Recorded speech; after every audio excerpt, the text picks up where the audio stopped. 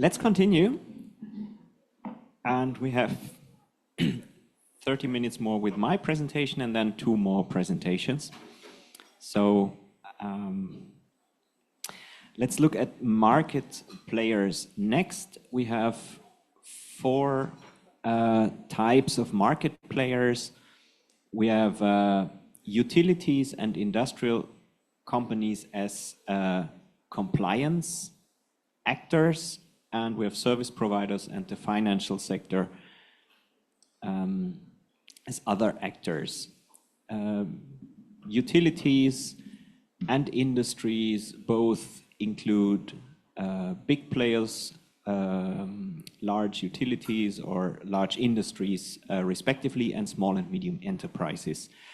The financial sector, that means banks and also investors, and service providers can be trading companies, brokers, or consultancies.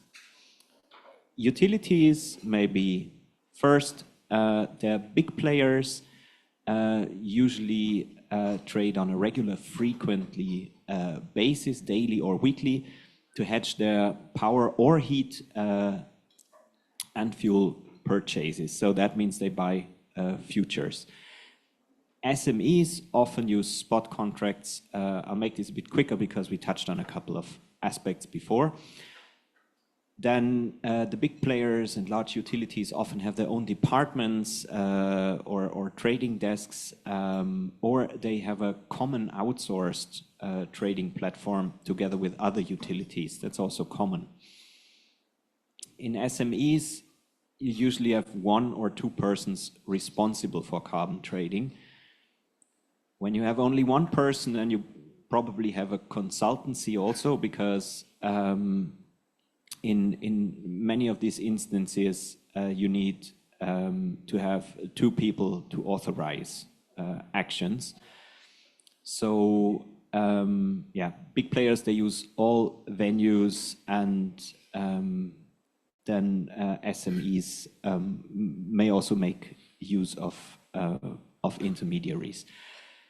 For industry, industry still receives high free allocations, as said before. So what their trading primarily has the function to cover the demand for allowances that is above the free allocation. So remember the benchmark that we started this session with. That is the basis for the free allocation you receive, and your excess emissions above the benchmark, that is what needs to be covered, and why you need to have trading activities. Which also shows that, remember how flat the benchmark curve was.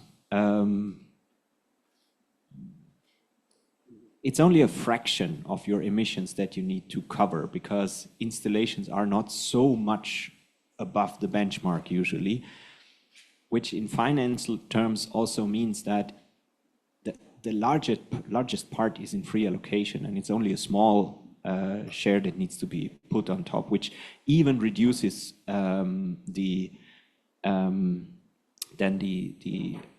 size in terms of money that you have here, and also leads to questions that we had yesterday with terms of internal acceptance, and how do you get this problem to get noticed with the attention it needs at the management board. So for this limited demand, we only have a few players with direct access to exchanges, maybe large steel producers in industry, for example, and then the trading activity depends on the emissions level. Companies don't necessarily have a trading strategy and the tendency to bank.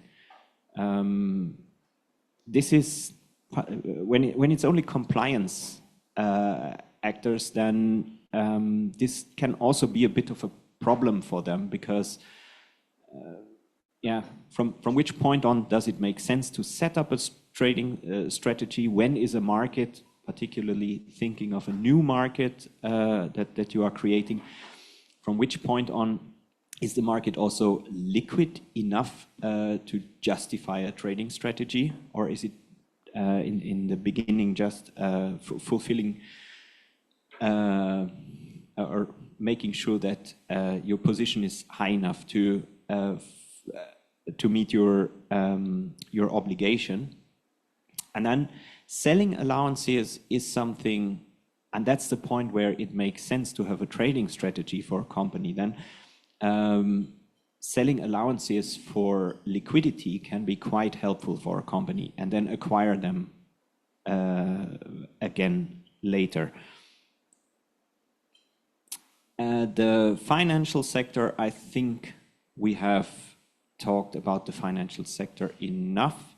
So yeah, the main function of the financial sector in a system is to provide liquidity to this market, to get it to function, and also to provide the financial products that are based on an allowance but are not an allowance itself. Options, for example, or a future is also a financial product. And then we have service providers, and I think I have covered their function before, so I will skip this role of consultancies, trading companies, brokers. Just as a reminder, in a market coming into being, they can have quite useful functions. But let's look a bit more at prices, price factors, and market stability now. And let's start with the, at least for us, famous price curve of the EU ETS. So what you see here is 4 curves. The light one can also be seen. That's the price curve since the beginning of the system in 2005. And this one here ends by the November 2025, so it's half a year old, where we settled at 80 euros. You saw that at the moment we are between, what was that, 65 and 74. So quite lower, and that is due to the politically induced volatility with the upcoming revision.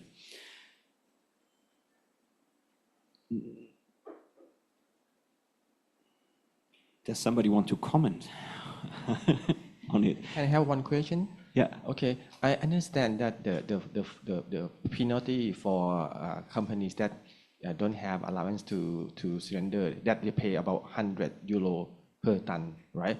Yeah. But I wonder why the prices of EUA shoot up above 100. It shouldn't be possible, because if they don't have allowances, they can still pay fine to the government at 100 euro. 2 reasons. Very good question. First, nominal versus real prices. The 100 euro fee is based on the 2012 price. So it is then indexed. So it's much higher actually today than 100 euro. But, and that's the decisive thing, and one of the best rules the ETS has, the 100 euro fee does not mean that you don't have to hand in the allowance. And that means that, read a compliance report of the EU ETS. We have full compliance. You are shutting down your business if you are not compliant. That is what you effectively do. And such a strict rule avoids so many problems. Yeah. So we are in phase 4 now. Let's just quickly go through what we see here. Phase 1 is here, this very light blue, then phase 2 green, yellow phase 3, and phase 4 is then the blue one. And at the moment, we are negotiating phase 5. And all this comes into here at once. So this crash of the price, it went down to 0 in 2007, although the trading period went until the end of 7. The second was 2008 to 12. The price crashed to 0 because there was no banking in the system. These allowances became useless after 2007, and at some point it became clear that the market was over-equipped with allowances, and we had no stability mechanism in the market. So that led to a price crash. Important lesson. Then the second thing we see is this drop here around 2009, and that is the financial and economic crisis. We had a lot of sales of allowances by industry to improve their liquidity, to turn allowances into euros. Why could they do that? Because there is, yesterday Irini Nicolaou said, she showed this 15% of production increase or production decrease. And if your production drops under 15% over your base period, then you have to hand your free allowances back. In the second and third period, so green and yellow, that threshold was 50%. So if your production drops dramatically, just keep it at 51% and you can still keep the 100% of free allowances, but sell this 49% that you don't need. Helped companies a lot with liquidity, but did not help the market so much, because if everybody throws on the market, then the price responds, of course. And it does not help the system so much if we flood the market. That was also the reason why a couple of rules were introduced, like this threshold reduced to 15%, and also a market stability reserve. Then, Southern European debt crisis around 2012, plus a big build-up of surplus. I will show it on the later slide, that we had because the system had allowed too many offsets, too many international certificates to be brought in without a mechanism to get them off the market again. That led to prices far below 10 euros. The lowest price was 3 euro. We were for a long time below 10 euros. And then in 2014 came backloading. Backloading was the decision to withhold 900 million allowances. Remember, auctions last year, 599 million, so 900 million is a lot. To withhold 900 million allowances and auction them by the end of the third trading period, so by where the yellow line ends, 2020. That was connected with the intention that everybody sort of knew, but it was not outspoken, to not do that, to prevent that they come back to the market. And that led to a slight recovery of the prices, because the market expectation was that these 900 millions probably won't come back. And then we saw the introduction of the market stability reserve. The proposal was presented in January 2014. So that's here where this slight increase starts. So from there on, the market knew that this automated central bank was meant to come. And then we had the decision to reform the ETS and to tighten ambition and to make these corrections in the market with this market stability reserve. And then you see a significant increase in prices from 2018 on, where it climbed above the 20 euros. and very soon hit 30 euros. And then financial investors went in the market, 2021. This was also the time when the European Green Deal was presented. So there we have an ambitious political project, and we have a response in the market, and we have a raise of the prices up to over 100 euro. And then follows, we also see the Corona pandemic. That's a slight bump in this development. And then we had a significant drop as a response to the Russian aggression because rising energy prices, we saw a drop in industrial production, so a demand side response. Just very quickly, international prices. We see prices in many countries now, but I think ICAP has done that in the first session. My colleague Jibin has showed that before and in a much nicer graph. So I would come to one Slido that we have prepared, and I would quickly like you to think of factors, because now we would like to talk about price determination for a minute, about factors that determine the carbon price. So what drives a price up or down? Type it in and let's see what we find.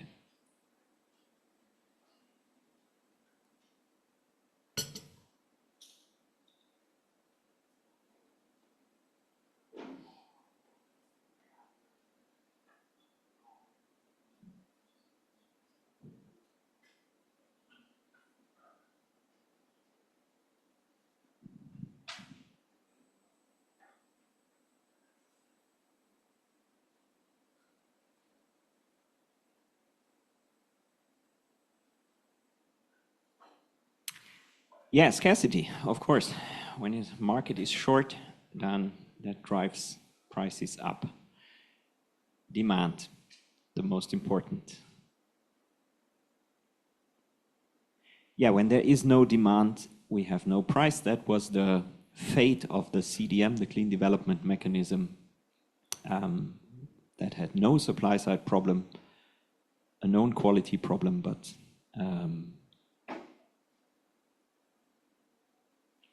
inflation, yeah, economic growth, which leads to more demand. A high cap is a bearish factor. Energy prices. What else do we have? Regulatory policy, exactly, particularly with regard to volatility, politics, the economy, the share of free allowances. Rules and regulations by the government.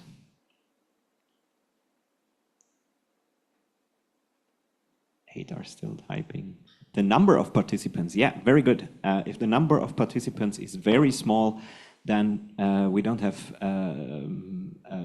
transparent, or the price determination suffers. Expiration, exactly, if that's in the system. Inflation, exactly. Okay, very good. We have two more typing. Let's wait, give them a chance. World policy, yeah, geopolitics, definitely. The closure of the Strait of Hormuz has a direct effect also in the EU ETS. And also technologies, exactly. So I would say that was very good, and that almost makes the next slide unnecessary. Cool, thanks.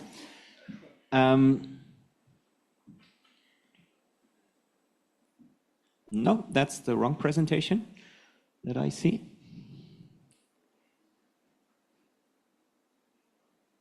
The second tab.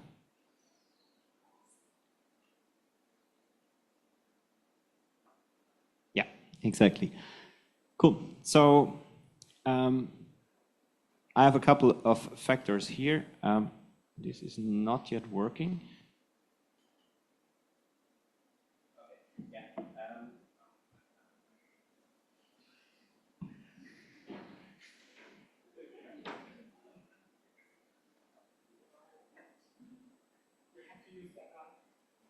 Okay, so I'll stand still. Political decisions we had. What we did not have was the weather. I think we missed that one.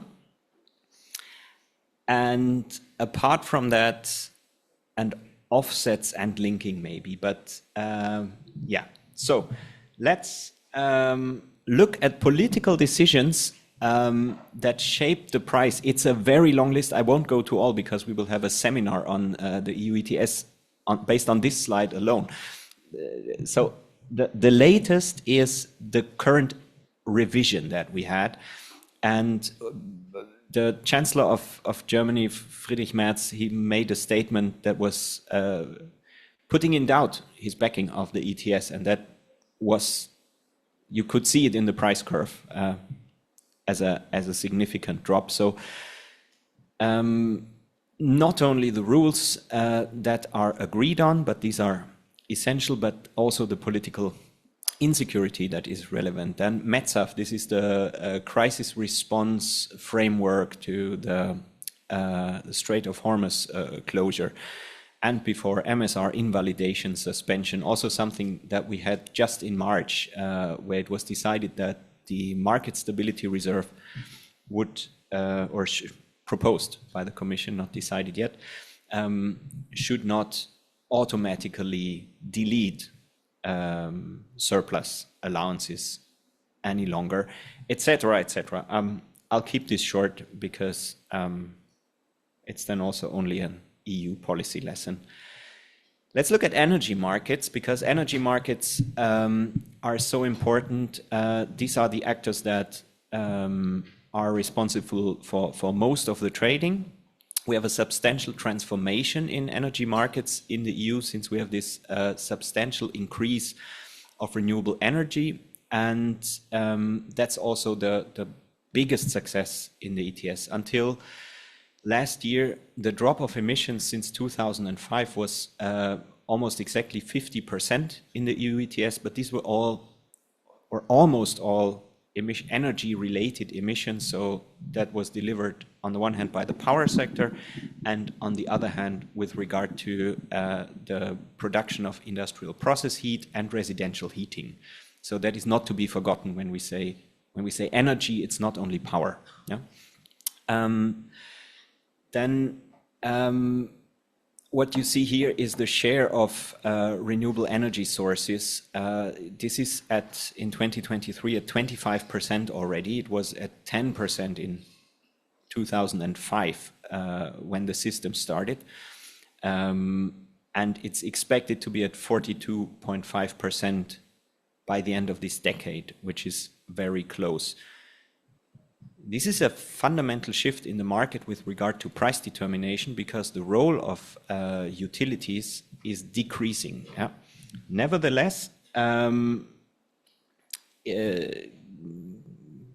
particularly when you don't have this high renewable energy share, then the fuel switch between coal and gas is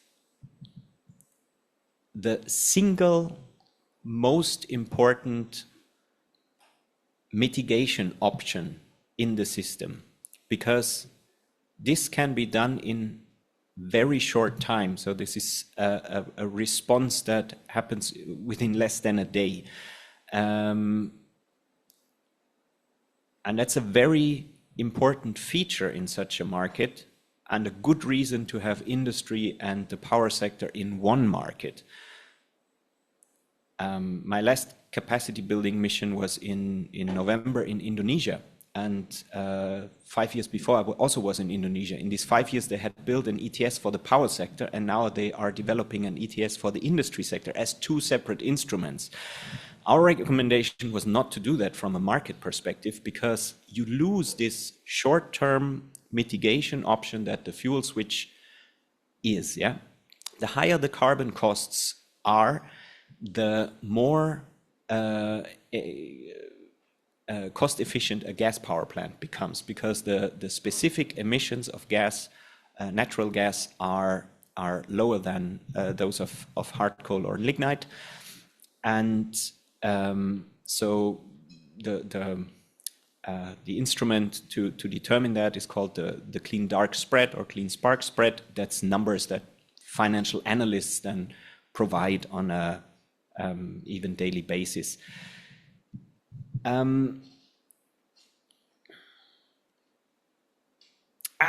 Now we lose the animation.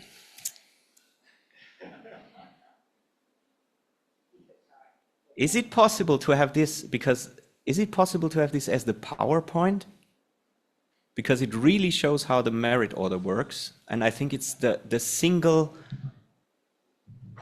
Maybe in the meantime, somebody could explain how price determination in the power market in Thailand works. Does somebody know that?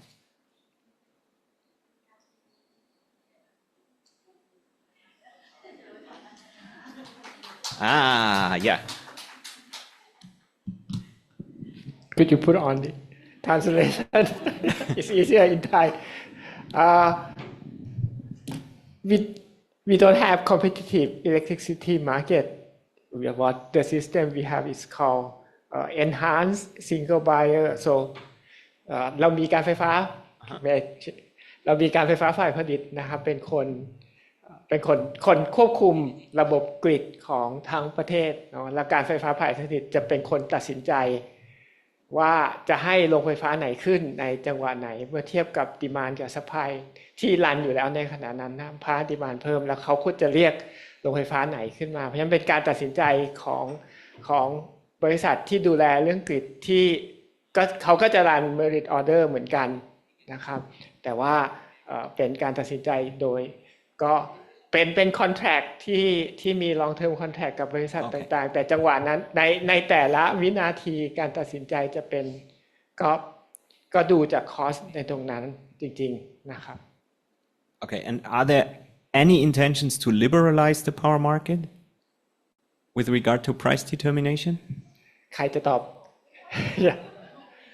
There are some push towards that. Okay. You can comment on that if you want. No. I don't think that the price determination we have at the moment is the best in the world. Actually, it comes at very high costs also. But then I'll show you this. But then it's not immediately relevant. So what we have here is called the merit order curve. That you take all energy or power producing installations in your system and you order them by the short run marginal costs. So at which price do they provide electricity and which capacity do they have? And this gives an order. So you take the cheapest first. Here it's hydropower and wind and combined heat power.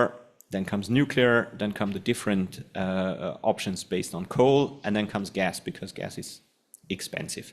So what happens is that we have a load curve. Load curve is not a vertical line because the load in an energy system responds to the price in a liberalized energy system.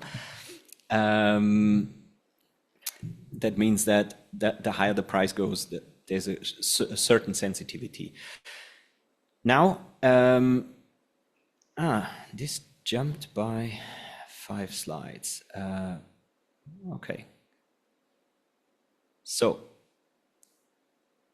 you have this load curve, and now carbon costs come on top.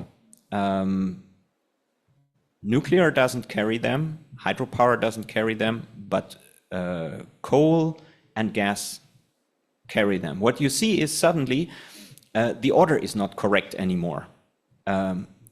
It's not going from cheapest to most expensive, so the order needs to be changed because gas suddenly is less expensive here, and therefore this needs to switch, and that lowers the carbon, the electricity price in this system. Yeah, so the electricity price is a bit less. That's an effect of the carbon pricing, and now the weather comes in. Weather has a lot of impact on the power markets. With a high share of renewable energy, we see that, of course, high loads of rain help hydropower, high winds help wind energy. The combination of a lot of wind and sunny days regularly in Germany leads to negative prices. We often have negative electricity prices now, particularly on weekends when industrial production is low. We hit 50 euros per megawatt hour that was 3 weeks ago, I think. So it was this, if you have a dynamic electricity price, you could charge your electric vehicle and get 15 euros for that. This is an illustration of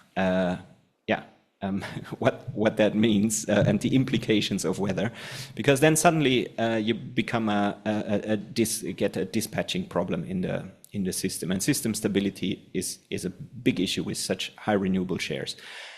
Hot weather increases air conditioning, cold weather the demand for heating. Yeah. Also depending on temperature zone. I think there's big difference here between Thailand and Germany, certainly. So weather impact, when we then increase the wind, we have more wind, or when we have more rain, hydropower, this drives our prices down in such a system. So that's a bearish effect. If it becomes drier, hydropower production goes back, and that's a bullish effect. So this is how, in a liberalized power market, then the ETS plays in, and it means that it comes with requirements to adjust the system. But this also come when the market is not liberalized, because renewable energies mean that the production patterns change and that we have storage demands for high energy, or need a stable base production in cases where the weather doesn't help with renewables, etc. So, and this goes in all possible directions. We talked about the economy and we're quite progressed with time, so I'll skip that. And I will jump over a couple of slides. Quickly, market stability. This is a look at the second phase of the ETS that we had. There's a very important learning. What you see is light blue is free allocation. Free allocation significantly goes down from 2012 to 2013, because from that year on we have full auctioning for the power sector. That's going from second to third trading period. And that the problem here is, you see that the red line, emissions, is constantly below the gray line, cap. So we said price determines scarcity is so important. This system had no structural scarcity for a long time. Nevertheless, we saw a price, because prices are not only influenced by fundamentals, but also by market expectation or expectations of market participants. But the result of this whole thing was the shaded green area, that we had a surplus that was around 2 billion allowances, and that is an annual emission of the whole EU. So that was what structurally led to the price decrease, because in that sense the market reacts on fundamentals. The price was then below 10 euros because there is I would say, a residual expectation of market behavior actors, but you won't really bet on that. So that led to the introduction of the market stability reserve, a very interesting instrument. May I try to explain to point out the importance of this point again ก็คือเส้นสีเขียวเป็นเป้าที่ EU จะแจก allowance เส้นสีแดงคือ emission ที่เกิดขึ้นจริงซึ่งจะเห็นว่าโดย pressure ของตลอดช่วงที่ผ่านมาจากภาคอุตสาหกรรมต่างๆที่จะต้องเป็นคนจ่ายเงินก็เพชเชอร์ให้ EU ตั้งเป้าให้สูงปรากฏว่าเป้ามันสูงกว่าสิ่งที่ปล่อยจริงตลอดเพราะฉะนั้นมันก็จะมี allowance เหลือสะสมมาตลอดกลายเป็นส่วนสีเขียวซึ่งจะเห็นว่าปีที่พีคที่สุดคือปี2013นั่นน่ะส่วนสีเขียวมันสูงกว่าสีแดงก็คือมีใบอนุญาตเหลือสะสมในตลาดเนี่ยมากกว่า emission ใน1ปีเสียอีกนะครับเพราะฉะนั้นใบอนุญาตมันเหลือเยอะแยะเลยราคามันก็อยู่ในระดับที่ต่ำแต่ว่ามันจะไม่อย่างที่คุณอาจารย์พูดมันยังไม่เป็นศูนย์เพราะว่าคนยังคาดว่าอนาคตใช่ไหมฮะในปีนี้มันไม่มีค่าแต่ว่าอนาคตมันจะมีค่าเพราะฉะนั้นก็ยังยินดีซื้ออยู่แล้วก็เลยทำให้มีแนวคิดที่จำเป็นจะต้องหาทางแก้ปัญหานี้ซึ่ง please Thank you.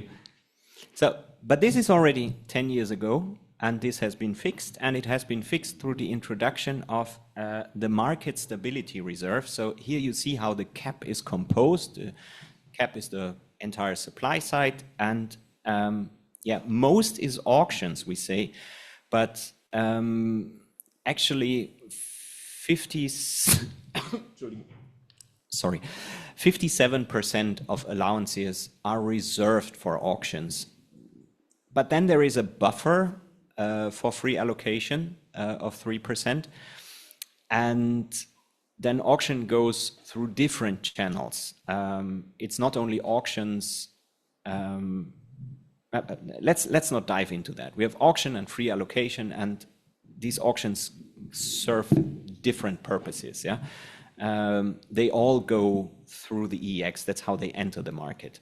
It's just where the money goes is different. But then we have this market stability reserve, and that can add allowances to the market or take allowances out of the market. And this is a completely rules-based system, and it works like an automated central bank. And the good thing is that it's not subject to political decisions.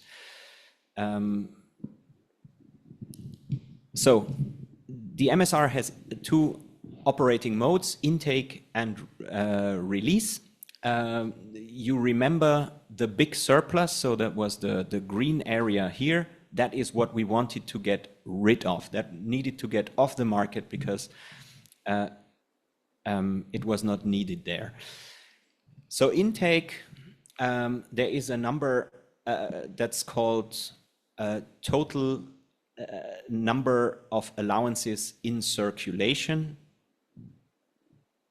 It's calculated in a bit technical way. In a practical way, you could say that's allowances that you can actually get for money, that you can access with money, and that are not under some special rules. And what happens is that if the market is above a threshold of 833 million, then this reserve cuts the actual auctions and puts the allowances into the reserve. In release mode, and so far this reserve has taken off very many allowances, and there is an invalidation rule. If we have more than 400 million allowances in the reserve, then the allowances are deleted. And the MSR has so far deleted 3.2 billion allowances. It's also quite a burning of money, you might think.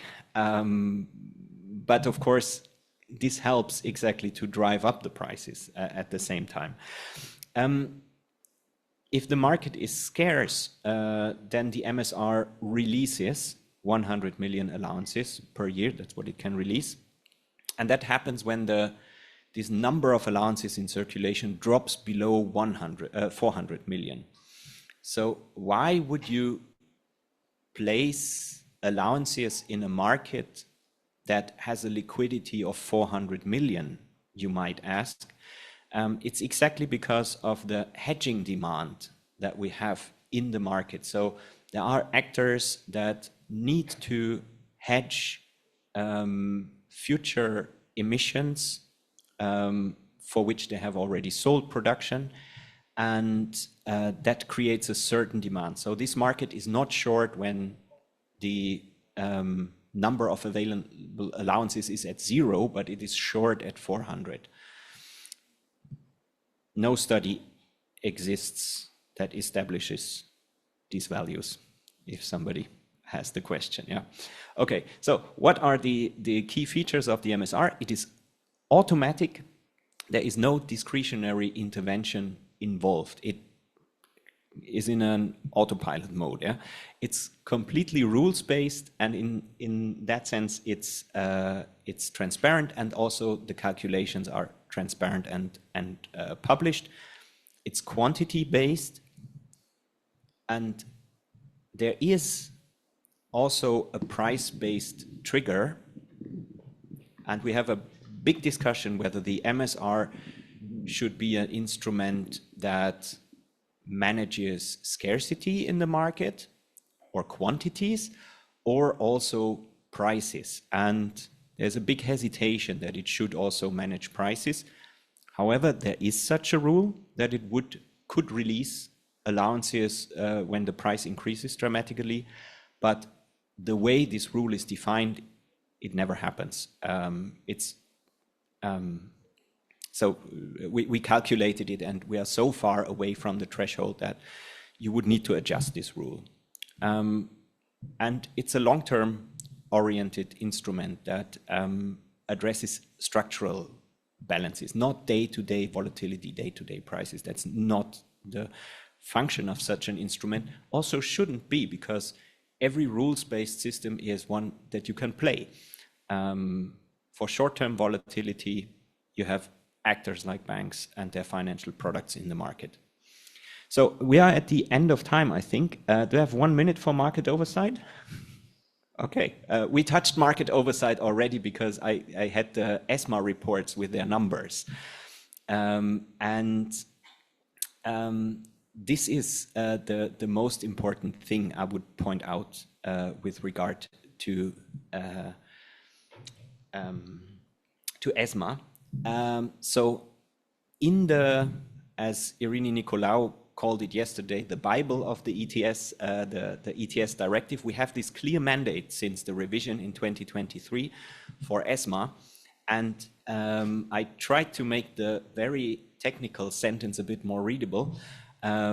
So the ESMA is required to monitor integrity and transparency of the market. And then it's specified with regard to what? With regard to volatility, with regard to price evolution, with regard to the operations of the auctions, and trading operations. And with regard to trading operations of both allowances and derivatives. And this also includes OTC trading, and also liquidity of the market and volumes traded. And also trading behavior should be analyzed. That is relevant with regard to the role of speculation in the market. So that is the mandate, and I think that's a very well formulated mandate. It results in, so far we have 3 ESMA reports. They found no dysfunction of the market. This is my last slide. These are the findings of the latest report. So trading activity is determined and its increase. What we see is that we had total trades of 13.7 billion, and I compared that against the emissions, which is 1.2 billion. So you see it's a bit more than factor 10, factor 12, or 11 0.5.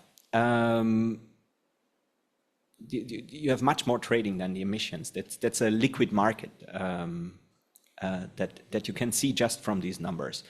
There's market growth primarily driven by on-venue trading, but OTC trading remains stable in this market, and investment firms and credit institutions dominated both on exchange and off exchange markets with about 63% of the trading volumes. Derivative markets were found as being central, particularly with future contracts, who accounted for 3/4 of the trades in 2024. That's what we saw also earlier in the numbers I had from the exchange. And then it's also affirmed that the secondary market contributes to a good function of the ETS. So the general finding is that ESMA has not identified any significant issue on integrity or transparency of markets. With regard to market design, I think these reports are very good to read and have very valuable information. I'm through with this long presentation. Thank you for your attention over such a long time and so many interesting questions.